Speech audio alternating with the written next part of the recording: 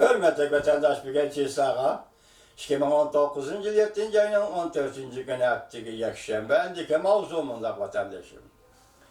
Amerikalık 6 nefer yukarı derecelik rehber Nemişka Li Jiying'ni kabul kıldı. Yani Li Jiying bilen görüştü.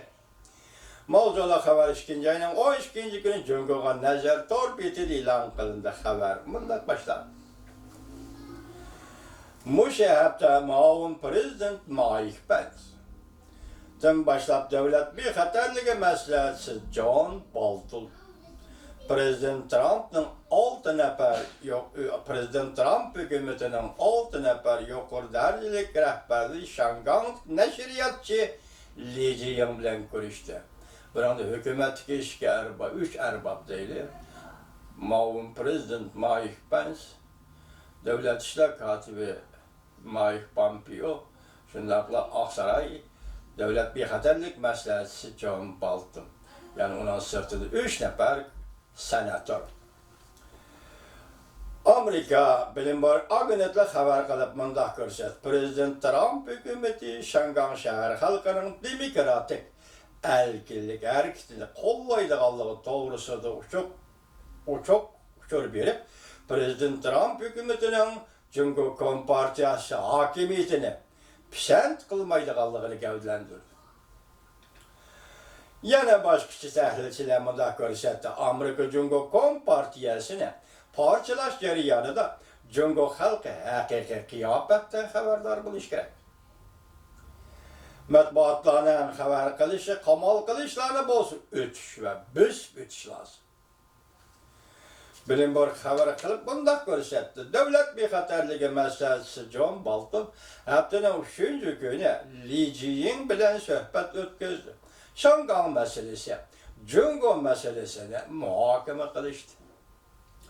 Li Jiying Şangan alvı giziti hocayını yani demokrat yani teşebbüs kılgıcı bir erbab. Muşa hafta işçi de Prezident Trump hükümetinin yukarı derecelik emeldarla arkadan Li Jiying bilen görüştü. Cümleden Amerika Koşmuş Ştatlarının Maun Prezidenti Mike Pence, Devlet İşler Katibi Mike Pompeo hem de 3 nefer senatör. Ted Cruz, Cory Gardner, Rick Scott, qatarlıq 3 nefer senatör Şanganlıq nəşriyyatçı, yani mətbuatçı Li Jiying bilen görüştü. Xəbərdə mındaq görüşdüldü.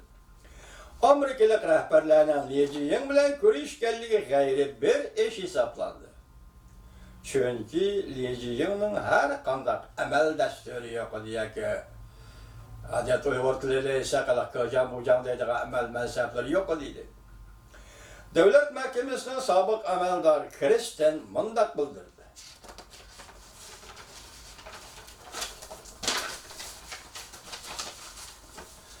Hükümetten yukarı derecelik emeldarları Capitol Hill'da Li Jiying bilen uçraşkanda Li Jiying Amerika'nın Şangan'da ötküzülüp atkan namayışkı davamlıq göngül bilişini Cumhur tarafından hukuk tartıbelenğan kişilerine, Şangan'lı kişilerine kollaşın talep kıldı. Amerika emeldarlarının Şangan'lı Li Jiying'le bilen görüşkenliği Beijing katlıkla razı oldu. Cumhur Taşkı İşler Ministerliği'nin Şanganlı turuşluk emeldarı Amerika'nın Şangan turuşluk konsulhanesiyle ciddi alakalaştı.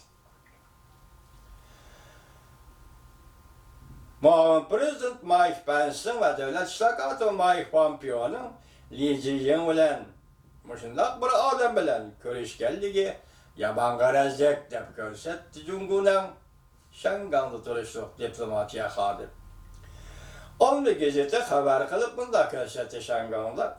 Li Jiying John Bolton ötküzüp barış karıştırış namayış doğrusu söhbetleşkende John Bolton bilen Li Jiying John Bolton bilen ötküzüp barışka karıştırış Şangan'da götürülgen namayış doğrusu söhbetleşkende Li Jiying Şangan halkını kollaşı talep kıldı. Hem de Amerika Koşmuş Ştatları hükümetinin söhbet bayan kılıp Şangan yaşlarını kollu qilishini iltimos qildi. Davlat bexatarligi maslahatchisi John Bolton mushu oyning 5-ida mundaq ko'rsatgan: Jungo Shangang va Ta'lirni bir taraf qilganda boshqa davlatlarga o'xshashlar, ya'ni Jungo o'zining xalqaro mas'uliyatiga amal qilish lozim. Qandaq bir taraf qilishdan iborat xalqaro mas'uliyat bor, shuningga amal qilish lozim. Muavin prezident Mike Pence'ning nutqi Bloomberg xabar qilib bunday ko'rsatdi. Bu uchrashishlar, suhbatlashishlar Muavin prezident Mike Pence'ning o'tgan yili Jungo qaratgan siyosiy to'g'risida so'zlagan nutqiga uyg'on. Bu nutq Amerika Qo'shma Shtatlarining Jungoni raqobatchi deb tonishining belgisi bo'lib qolgan edi. 7-ayning 9-kuni Amerika Qo'shma Shtatlari Davlat Mahkamasi Tayvanga $2 milliard harbiy qurol-yarog' sotib berishni tasdiqladi. Jungoning bayonotchisi Gen Shuang Jungoning ichki ishlari qo'pollik bilan aralashdi degan. Davomini alaysiz vatandosh.